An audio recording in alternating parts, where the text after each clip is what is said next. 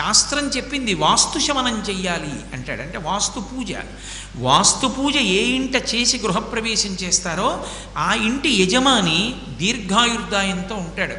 వాస్తు పూజ చెయ్యకుండా ఇంట్లోకి వెళ్ళినటువంటి వ్యక్తి సుఖశాంతులను దీర్ఘాయుర్దాయాన్ని పొందలేడు, సంతోషాన్ని పొందలేడంటాడు. ఎందుచేత అంటారేమో, విషయం ఏమిటో తెలుసుకోకుండా అదంతా చారస్తామండం చాలా తేలిక. శాస్త్రం ఉత్తినే మాట్లాడదు. అన్నిటికన్నా బహుదోషభూయిష్టమైన విషయం ఏమిటి అంటే ఇల్లు కట్టుకోవడమే. ఎందుచేతనో తెలుసా? ఇల్లు కట్టుకునేటప్పుడు అనేక దోషాలు దొల్లుతాయి. అసలు మామూలుగా ఇల్లు కట్టుకుంటేనే దోషం దొల్లుతుంది. ఎందుచేత? ఇంటికి ఒక కిటికీ కావాలి, ఒక చెట్టుని కొయ్యాలా వద్దా? ఒక్కొక్క మహావృక్షాన్ని నరికినప్పుడు దాని ప్రాణం అంత తేలిగ్గా ఏం పోదు, చాలా కాలం ఆవహించి ఉంటుంది. దాన్ని రంపం పెట్టి కోసి చిత్రియ పట్టి తీసుకొచ్చి ఇంట్లో పెడితే ఏడుస్తుంది ఆ చెట్టు. ఇంటికి తలుపులు చేశావు,